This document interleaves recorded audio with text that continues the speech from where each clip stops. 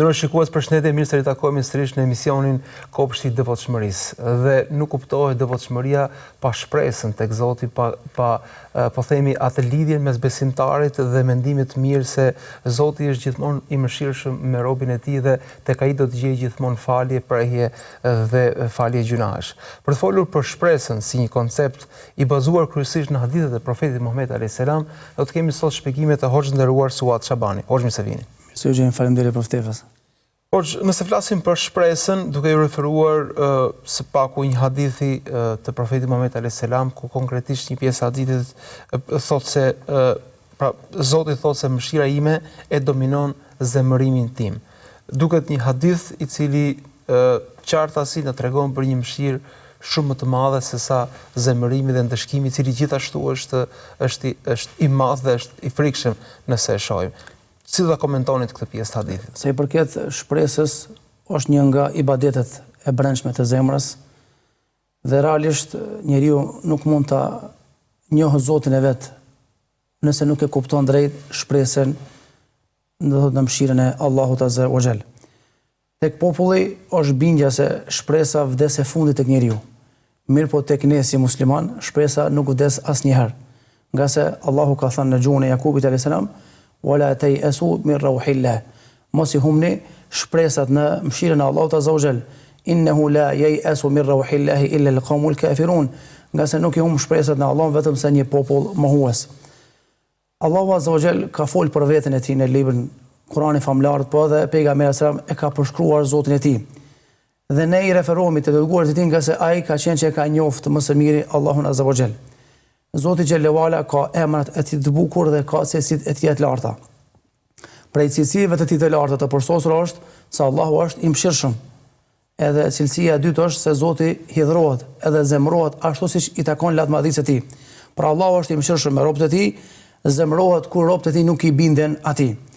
Për të treguar që Allahu nuk na ka krijuar neve për të na dënuar. Për ta vërtetuar se mëshira e Zotit është e pakufishme dhe normal përfshin çdo krijesë që ka krijuar Allahu Azza wa Jall, por ka edhe diçka që është më e veçantë se kjo gjithëpërfshirëse. Thot Zoti në Kur'an, inna rahmeti wasi'at kulli shay. Mëshira jeme ka përfshirë çdo gjë. E pastaj Allahu flet për një mëshirë më të veçantë, më specifike. Ajo është fasaktubuha lil ladhina yattaqun. Këtë mëshirë e kom caktu për ata që i friksohen Zotit, kanë devotshmëri. Wa yu'tuna az-zakah, edhe ata që japin zakatin, edhe ata që i besojnë argumentet tona. E pastaj pejgamberi alayhis salam e ka definuar këtë mëshirë se çfarë mëshira është, mëshira e Zotit realisht. Transmeton Abu Huraira se ka thënë pejgamberi alayhis salam në hadithin që ka registruar Buhariu dhe Muslimi, lemma khalaqa Allahu al-khalq, kur Allahu i ka kriju krijesat, kataba fi kitabihi fawqa arshihi. E ka shënu në librin e tij mbi arshin e tij. Inna rahmeti ghalabat ghadabi. Mëshira jeme e ka dominu hidhrimin tem. Dhe ka ardhur disa transmetime. Një transmetim ka ardhur e ka dominu, një transmetim ka ardhur e ka tejkaluar. Një transmetim do thotë ka ardhur se mëshira e Allahut është aq e madhe saqë hidhrimi i tij shumë pak vrehet. Po kjo është për treguar që është një mëshirë e madhe, e tejkalon edhe hidhrimin, edhe pse shumë prej krijesave janë të tilla që bëjnë vepra që janë shkak i hidhrimit të Zotit.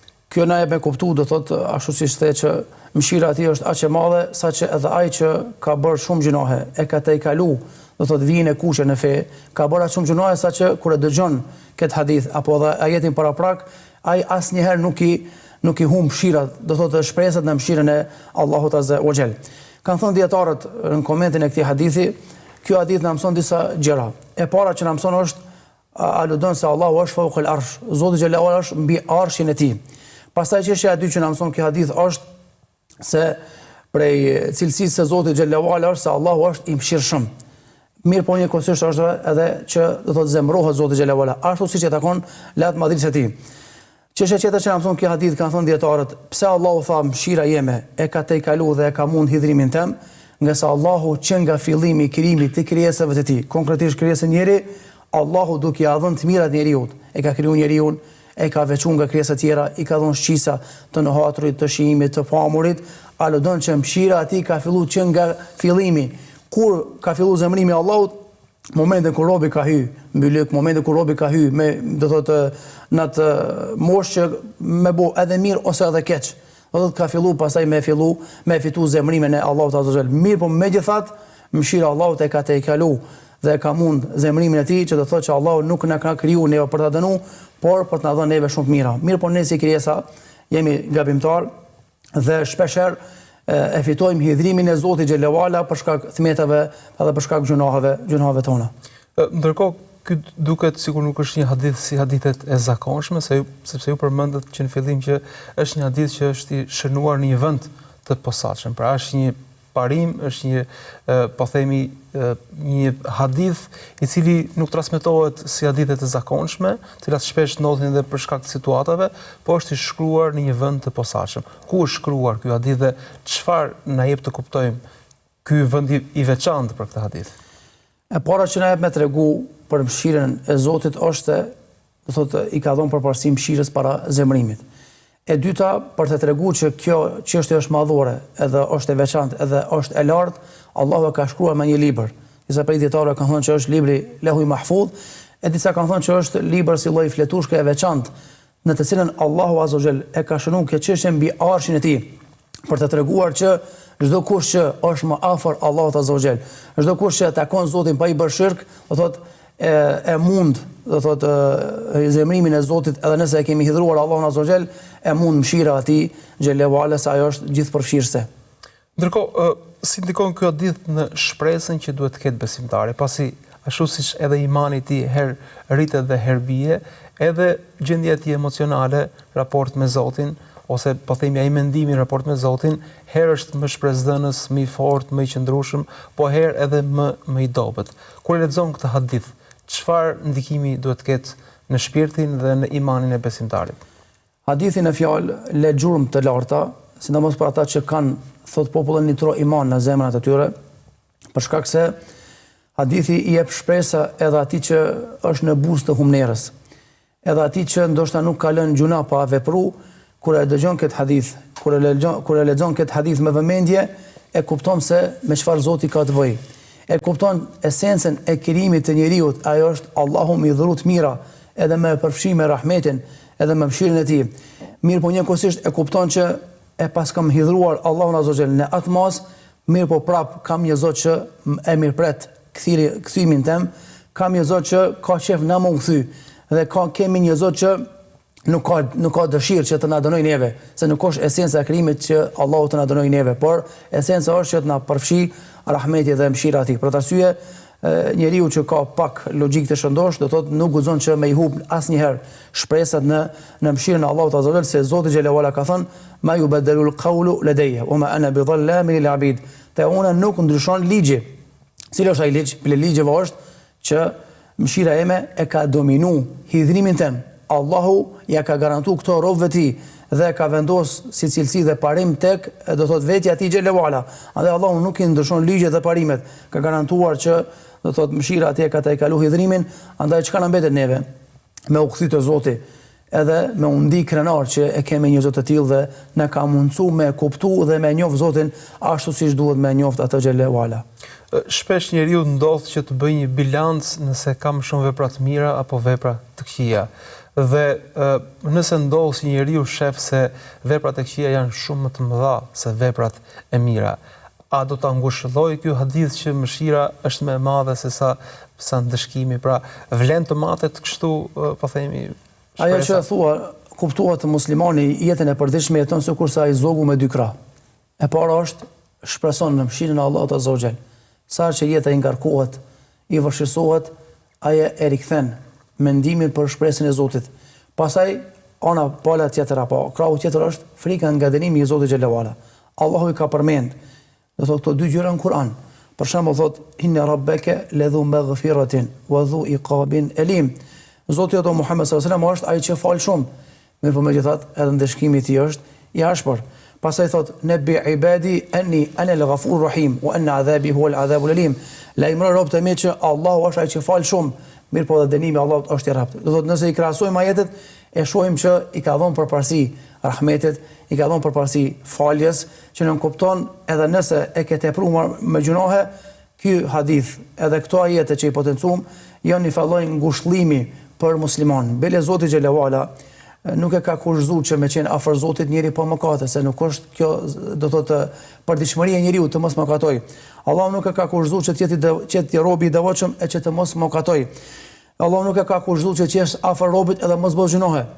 Përkundrazi, Allahu na ka thirr me emër, do të thotë na ka thirr me thirrje ledhatuese, dashurie, duke na thënë kul ya ibadiy alladhina asrafu ala anfusihim la taqnatu min rahmatillah. Inna Allaha yaghfiru dhunuba jami'a innahu huwal ghafurur rahim. Thuaj robëve të mi, ju që e keni tepru me mëkate, la taqnatu min rahmatillah. Mos i humni shpresat në mëshirën e Allahut azza wajal. Pse o Zot? Inna Allaha yaghfiru dhunuba jami'a. Allahu i fal gjitha mëkatet. Çka duhet me bëna? Me u pendu. E pse Allahu i fal gjitha mëkatet? Innahu huwal ghafurur rahim. Për shkak se ai është falës edhe është mëshirues i madh. Andaj kjo është një përgëzim për neve që disa prej sahabëve kanë thonë që ky është ajeti më shpresdhënës në Kur'an. Për tyre ka thënë Aliu radhiyallahu anhu që ajeti më shpresdhënës në Kur'an është ky ajet që është përgëzim për gjithë besimtarët. Ana tjetër është e vërtetë që njeriu kanëherë do thotë nuk ka mundësi me marrë balancim mes punëve të mira dhe të këqija, nganjëherë është vepërmir, nganjëherë mëkaton. Mirë po megjithatë, ai asnjëherë nuk guzon me i hub shpresat në mëshirën e Allahut, por njëkohësisht nuk guzon edhe me e siguru veten nga dënimi i Allahut azza wajal. Nga se kanëherë mëkatari që ka bën mëkate, por loton për shkak mëkateve të tij është më i dashur te Allahu se ai i cili ka bën punë të mira, por treguohet me një madh edhe e ndin një valloj sigurie. Për shembull, nëse shikojmë jetën e sahabëve, Uthmani radhiyallahu anhu ka thënë, po të gjendesha mes xhenetit dhe xhehenemit, edhe do të prisja se a do të më thirret emri të shkoj në xhenet apo në xhehenem, kisha dashur që të mos ekzistoj fare apo të isha bërë dhe.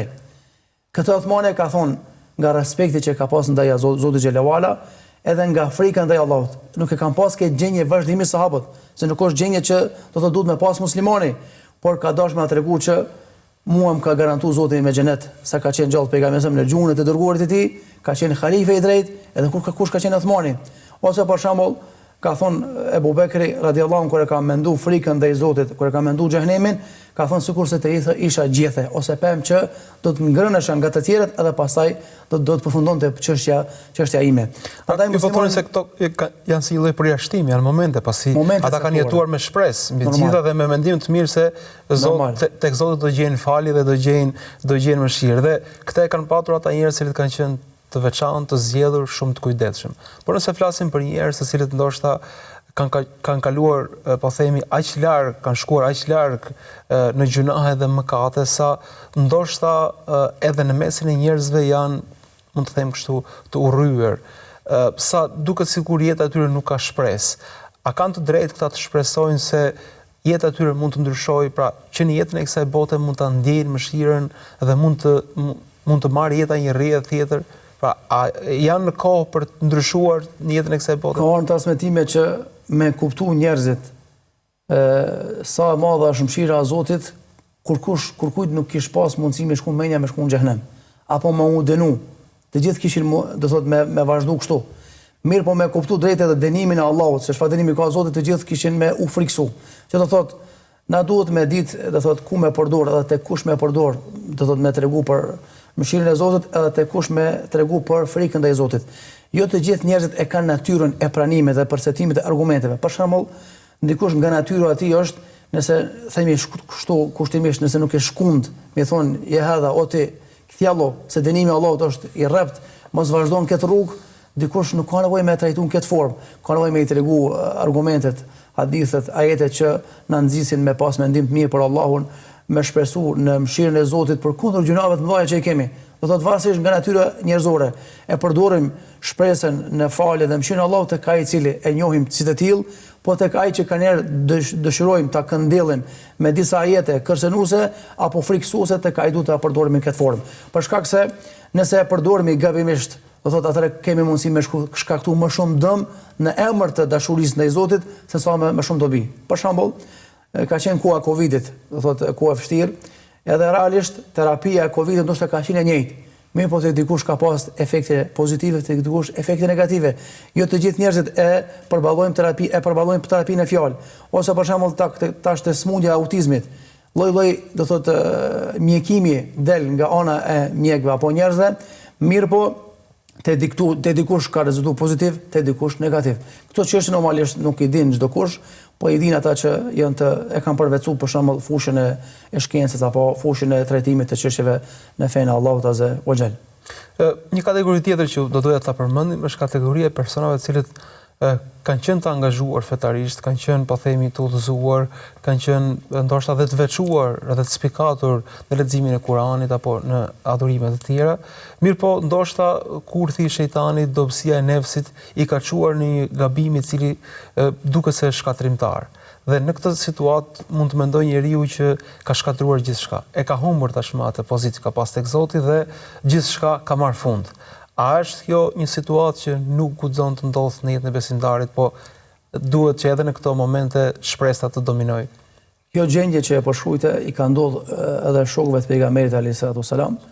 Për shembull, njëri prej tyre e ka bërë gjunahin nga, do thotë, dhunat që e ka përjetuar nga ana e idhujtarëve të Mekas. Për shembull, e ka ndalë në rrugë edhe i kanë thënë mohoje Zotin edhe mohoje pejgamberin e Muhamedit alayhis salam. Edhe kjo ndjenjë, pastaj mbasi ka ndodhur ky akt, ka shkuar me vrap te i dërguar Allahu dhe i ka thonë, "U shkatrova ja Rasulullah." Ka thonë, "Çka të shkatroi?" I ka treguar se çfarë ndodhi. I tha pejgamberi në ato momente kur e tha këtë çështje, këtë mohim, si u ndi zemra jote? Thotë zemra ime thotë u mbush edhe më shumë me iman, por nga frika për jetën, nga frika për shëndetin, do thotë e bëra atë që ata më detyruan. Ata tha shko pejgamberi se nuk e ke i dëmtu fen tonde. Dhe kjo çardhje, kjo ndjenjë që e bëra këtë mëkat më herët se kam bërë, jam shkatruar, është ndjenjë pozitive nëse dihemi menaxhu pastaj rrëdhët e saj. Mirë, por nëse e thojmë këtë çështje edhe pastaj molisemi, kjo është ajo që e dëshiron shejtani. Rasti i dytë është ai sahabiu që i ka ndodhur, ju ka afruar bashkëshortës sa ka qenë agjëruar shumë. Edhe më njëherë ka shkuar te pejgamberi ka thonë ja Rasulullah, jam shkatruar. I tregoi rastin dhe pejgamberi ka qenë edhe këshillues, por ka qenë edhe psikolog. Për shkak se i ka dhënë njerëzve zgjidhje për të treguar që nëse din me menaxhu mëkatin, me u largu mëkatit në fjalë, do thotë kjo nuk është shkatrim.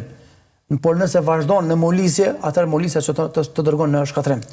Edhe kemi edhe raste tjera kohën e pejgamberit që kanë ndodhur, edhe normalisht nga imani i tyre që e kanë pas, se njeriu mos me pas iman nuk e ka dertin u shkatrova e bëra këtë mëkat. Kjo ankesë, kjo frikë, kjo ndjenjë e fajësisë, a do të thonë që brenda keni diçka që po të shtin me kërku falje dhe me kërku zgjidhje. Edhe këtë e thot Hasan el-Basriu, nëse e ki brenda një diçka që kur bën mëkat nuk lën rahat, vërvlitet thot populli. Atëherë përgëzohu se Allahu ta ka dërguar një diçka që vazhdimisht mban gjallë. Përndryshe në të kundërt nëse nuk të mbren ndërgjegja fajësia mëkatit, atëherë do thotë biri vetes mase do thotë je duke deviju. Andaj muslimanin ku më ditë sa me qenë mëkati i madh, do thotë ku më ditë sa me qenë gjunahi i madh, do thotë nuk duhet me u molis, se ka ardhur një njeri tek Ibn Abasi edhe i ka thënë që a ka për vrasjen tobe. Edhe Ibn Abasi ka parë që ky njeri e ndin fajsin, e ka parë me lot në sy, e ka parë që e ka kry aktin. I ka thonë, kush është ai që të pengon tyje, ta mbyll derën mes teje dhe Zotit? Kush është ai që ta mbyll? Përderisa Allahu ta kalon derën hapur për çdo mëkat, E kanë tepruar me gjunahe, e ke tepruar me gjunahe. E ke një Zot që fal shumë, e ke një Zot që të mirëpret, vetëm ja thon me pa tek Allahu tek këtë seriozitet, edhe më thon o Allah më fal se nuk e përsëris këtë gjuna këtë mëkat. Me sa duket pra besimtari në çdo hap të jetës së tij duhet të jetojë me shpresë se do gjejë tek Zoti mëshirë, do gjejë ndihmë, do gjejë udhëzim, do gjejë përkrahje, pasi shpesh njerëzit i kap dhe një lloj po themi gjendje po themi kështu do thoya depresive, nuk më ndihmon Zoti mua se e kam tepruar me gjunahe, nuk më ndihmon, pra nuk e meritoj unë ndihmën dhe po themi mëshirën e Zotit sepse jam njeri i keq. Nga ajo që ju shpjeguat, duhet që besimtari çdo moment jetës kësaj bote duhet ta jetojë me shpresë. Po ndërkohë shpresa më e madhe, më e rëndësishme është shpresa që njeriu duhet të ketë për botën tjetër, për ditën e gjykimit. Dhe ne do të ndalemi te kjo pjesë, po do t'i kushtojmë po themi pjesën e dytë këtij momenti të rëndësishëm me një shkutje shumë të shkurtër. Ndërmjet që jemi pas pak në pjesën e dytë.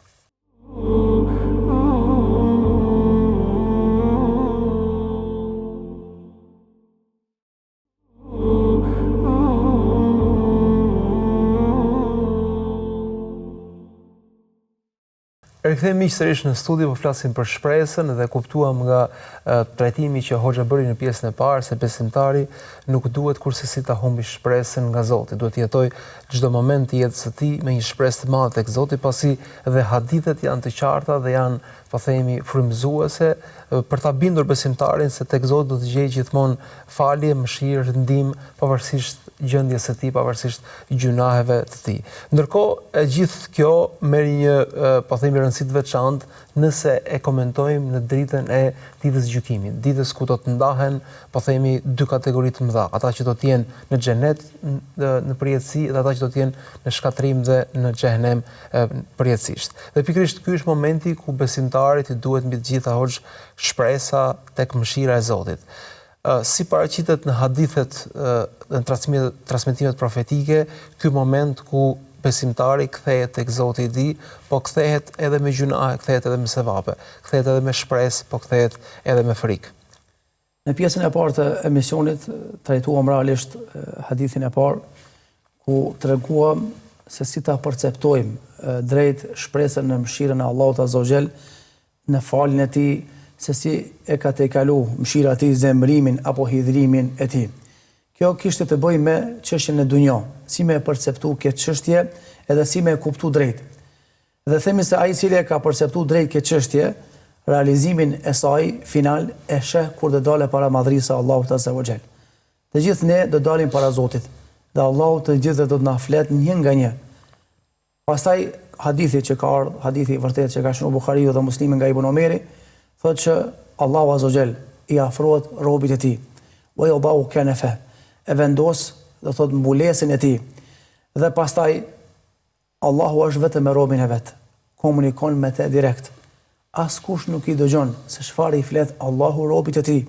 Dhe kjo tregon afërsinë e madhe që Allahu ka me robin e vet. Edhe i thot ej Rob, ej abd, o robi jam, ta'rifu dhanba kadha, apo të kujtohet filan gjunaji që e ke bë, filan mëkati, filan venin, filan ditën, edhe ja përmend Allahu gjunahet. Robi i kujton. Ja Rob, po, o Zot, po më kujtohet. Dhe ka një transmetim tjetër të hadithit, do thotë që fe yadhunnu fi nafsihi al-abd anni halakt. Kur Allah ja përmend mëkatet, robi më mendon vetë që u shkatrova. Atëherë Allahu Azza wa Jalla tha: "Satartuha alayka fi dunya." Këto mëkate që po ti përmendi, ti ku mbulu sa ke qenë në dunjë. Nuk e ka kuptu as bashortja, as burri, as fëmijët, as shoqëria, ti ka mbulu këto mëkate. Wa sa'aghfiruha laka al-yawm. Përdesa ti ku mbulu sa ke qenë në dunjë, edhe sot kam për t'i falur sot ty ato gjunohe. Pastaj Allahu thot me melekëve, jepjani librin, fletushkën e veprave, do thotë e mira. Do thotë që do thotë ka me qenë i shpëtuar me lenë Allahut Azza wa Jall.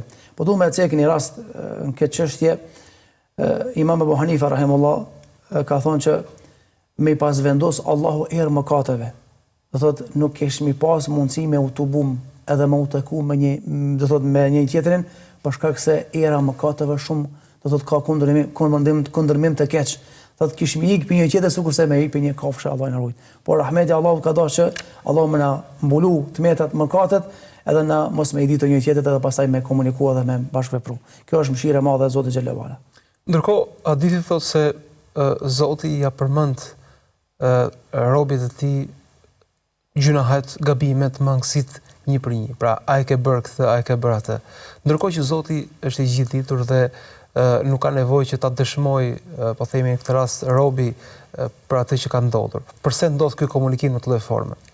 E para, ndodh ky komunikim për disa arsye, kanë thënë dietarët. Arsyeja e parë është me i tregu robit që drejtësia e Zotit është absolute. Për shembull, shembulli më i lartë i takon Zotit, kemi profesorë të cilët gjatë orëve përsëritjeve të mësimeve në klasë marrin evidencë, plus, gjys plusi, minus. Edhe profesori i din çka ka aty, po edhe nxënësi e din veten se çfarë ka bërë. E kur jam puna me e përfundu dhe me mbyll notën, e thirr nxënësin afër. Atë kujtohet këtë përsëritje që dështu, atë kujtohet kjo. Nxënësi e din, evidenca është, profesori e din, thotë nuk po e shikoj sot çka ke bërë, por po të shpërblej për shkak, do thotë, ndërgjegjës teme, për shkak respektit që kam ndaj te, po shpërblej me një notë pozitive. Do thotë Allahu Azza wa Jall e bën këtë çështje për disa arsye. Arsyeja e parë është për të treguar se drejtësia e tij është absolute. Për shembull, Zoti xhallahu ala thot: "Wa kullu insanin alzamnahu ta'irahu fi unuqihi wa nukhriju lahu yawm al-qiyamati kitaban yalqahu manshura." Sura Isra. Çdo njeriu kemi me vendos një fluturake tek qafa e tij. Edhe kemi shpalos atë fluturake para tij ditën e gjykimit. Edhe thot Allah: "Iqra kitabak." Lexo librin ton. Kefa bi nafsika al-yawma alayka hasiba. Mjafton që sot ti me qenë vetë llogarisë vetvetes. E sheh çfarë ke punu, e ke kuptuar çfarë ke punu dhe pastaj din se ka janë rrjedhojet e tua. Do thotë ka dashur mi tregu Allahu azza që unë e di se dutoria ime është absolute, mu nuk u mik asgjë, por po tregoj që kjo është drejtësia jeme. Me ta bo me dije mëkatin që e ke bërë ti, po të tregu që kam shënu dhe kam evidentuar çdo gjë. Për atë arsye Allah thot në surën Kehf kur fol për zullumçarët, thot ata do thot kanë me qenë kurreshtar. Çka ka në këtë libër? Edhe kur ta shohin librin, thonë ma li hadha al-kitab. Çka puna me këtë libër? La yughadiru saghiratan wala kabiratan illa ahsaha. Që pas ka evidentuar çdo gjë, të madhe të vogël. Wa wajadu ma amilu hadira. Allah thot ata gjejnë çka kanë punu. Wala yadhlimu rabbuka hada. Për ta treguar që Allahu nuk i bën pa drejtësi askujt. Dhe kjo është drejtësia kulminante e Allahut azza xal. Çështja e dytë është Allahu ja cek këto gjunoha robit vet për ta shfaqur rahmetin edhe mëshirën e vet. Por ti tregu apo i shef sa lëshimi i ke bu. S'kom korit në dunjë. Apo i shef sa lëshimi i ke bu. Jam vetëm unë dhe ti. Kur kush nuk është duke na dëgju. Nuk po të turproj as sot. Edhe me këto e meriton xhehenemi, po për shkak mëshirës teme, edhe rahmetit tëm të madh, edhe nuk e ke humbur mëshirën ndaj meje, sot do thot po ti fali këto gjinoha. Dhe kjo është kulminacioni i mëshirës së Allahut azza wa xal. Edhe e treta është, kanë thënë dietarët, Allahu azza wa xal ja përmend këtë çështje robit vet për t'i treguar që ka disa gjëra, do thot të cilat ty nuk ti kum dhon në dunjë. Për shembull ka njerëz që ja kum hek mbulesën teme. Kush janë ata njerëz? Ata të cilët e kanë tepruar me gjunohe edhe si unë skuq kur kanë bërë mëkat për Allahut azza wa xal. E ti ki pas raste që ki vepruar gjunohe, ke qenë i vetëdijshëm, mirë po e ki pas një ndërgjegje brenda që po vjen turp prej Allahut, do thotë çfarë kanë vepruar. Për këtë arsye sot po të shpërblej do thotë me faljen teme. Ndërkohë ju përmendët her pas here faktin e mbulimit të keqes, të gjunohe. Pra Zoti ja ka mbuluar robit e tij në jetën e kësaj bote dhe shpresohet që do t'ia falë në botën tjetër. Dhe këtu kemi dy kategori. Një kategori e cila mundohet të kultivojë një lloj hile, pra kur është në vete është shumë i keq, ndërkohë përballë syve të njerëzve duket shumë i kujdesshëm, dhe kemi edhe ekstremin tjetër i cili vazhdimisht i publikon gjunahet, mëkatet, veçanërisht tani që vjen vera, gjinia femërore, e gjejmë që pas një lloj turpi, pas një lloj etike, mund të kaloj gjatë gjithë ditës në mënyrë të pahishme. Pra, cili do të jetë gjykimi midis këtyre dy ekstremeve? Dikush i cili kultivon hile dhe dikush i cili nuk ka kufi në turpin Zoti shpëlbej për këtë ndërhyrje, do thotë të gjitha këto kanë argumente, alhamdulillah.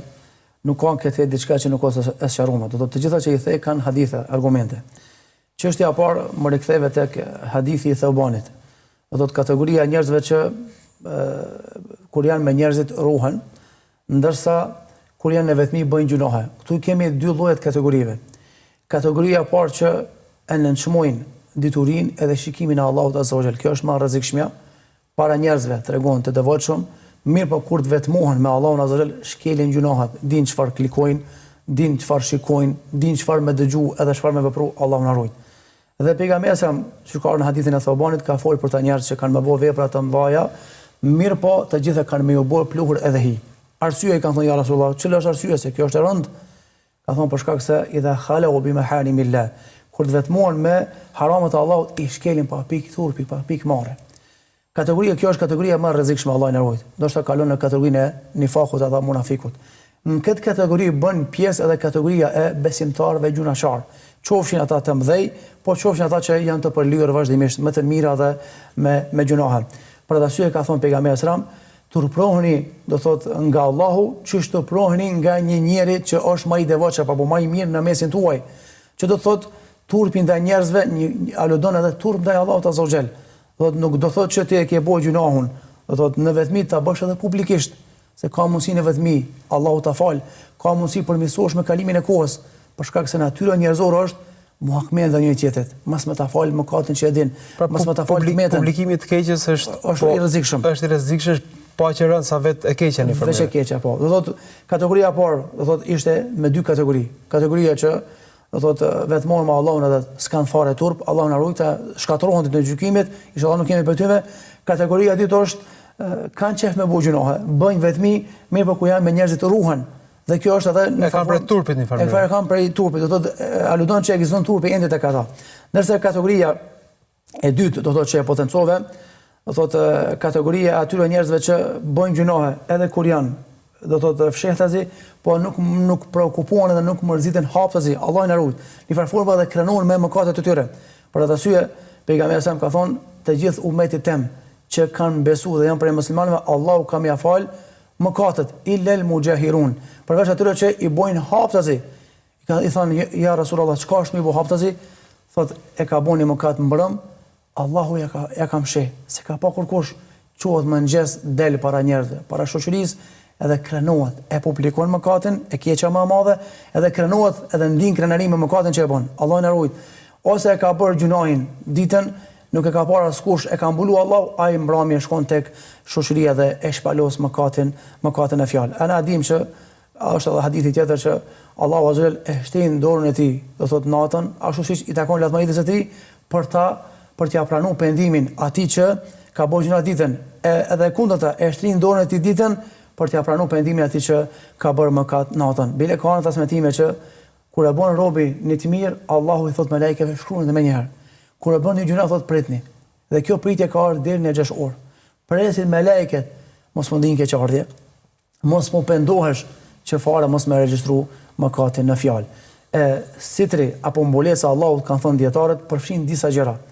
E para është Allahu t'i ka mbuluar dunjë, e dyta Allahu nuk merr llogari, e treta ti cek Allahu azza xhel për urtësitë që i cekëm, do thotë jo për të dënuar, jo për të dënshmuar, por ti cek vetëm thjesht si cekje për arsye që i cekëm, edhe në fund Allahu thotë se aghfiruha laka al-yawm. Edhe sot komo ti fal. Kjo është e më madhështoria, e inshallah përfitojmë edhe na këtë begatit madhe të Allahut azza xhel. Dhe në përfundim hoç, ju përmendët shumë hadithe, shumë ajete, shumë argumente, cituat, po themi, edhe vlerësime të brezave të parë. Si duhet ndikojnë të gjitha këto në jetën dhe në përditshmërinë e besimtarit, në moralin e tij, në sjelljen e tij, në etikën e tij, në turpin e tij, në shpresën e tij, në frikën ndaj Zotit. Pra, si duhet ta ndërtojnë karakterin e besimtarit këto hadithe që ju përmendët? E para që duhet me ndiku është me kriju mendim të mirë edhe bindje të mirë ndaj Allahut azza wa xal. Kur e din ku ki me shku, kur e din çfarë Zoti ke, sado që gabon, sado që molisesh, prap nuk i humb shpresën në Allahun azza wa xal. Për ta syë ka thënë pejgamberi sallallahu alajhi wasallam, la yamutanna ahadukum illa yuhsinu billahi dhanna. Mos buje vaki dikush prej juve me ardhë të agonia vdekjes e mos me pas mendim të mirë për Allahun azza wa xal. E kanë parë njërin prej të parëve tanë duke qarë. Edhe i kanë thonë si është e mundur po çan ti. Do thot apo friksohesh nga vdekja? Thot jo, më duke çajt për një arsye, edhe më duke u gëzuar për një arsye. Po çaj thot se më po përfundon mundësia për të bërë punë të mira për Zotin tim. Derisa po gëzohem shumë, po më del zemra nga gëzimi i madh nga trupi, për shkak se jam duke shkuar te një Zot i cili më do më shumë se çdo gjë tjetër. Te një Zot i cili fal shumë, thot edhe krenohem për këtë çështje. Thot krijimi i personalitetit duke formuar mendim të mirë edhe bindje të mirë ndaj Allahut azza wa xal. E dyta, duke formuar krenari, edhe duke u ndje krenar para shejtanit mallkuar. Shejtani vjen me vezvese. E ke bërë ke gjuna, mos u shit i devotshëm. E ke bërë ke gjuna, ka më dënuar Zoti. Muslimani ja kthen me krenari, është e vërtetë. Kam bërë gjuna, por kam një Zot që më fal. Jam larguar nga rruga e tij, po ai më mirëpret. Jam larguar nga ai, po ai më afron me përmes mëshirës dhe rahmetit e tij. Edhe e fundit është duhet do të njeriu që ta ndërtojë jetën e tij mbi këtë parim, për shkak se ne jemi njerëz, jemi do të thotë gabimtar, mirë po megjithatë e kemi një Zot që na mbulon, do thotë tmetat dhe për këtë jemi të vetëdijshëm se kemi plot tmeta që nuk i din njerëzit. E kemi një Zot që kemi edhe gjunoa që ndoshta kemi bërë motiko, do thotë nuk i din askush. Dhe kjo është prej rahmetit madh edhe mëshirës madhe të Allahut azza wa xal. Elusim Allahut na kaploj me mëshirën e tij.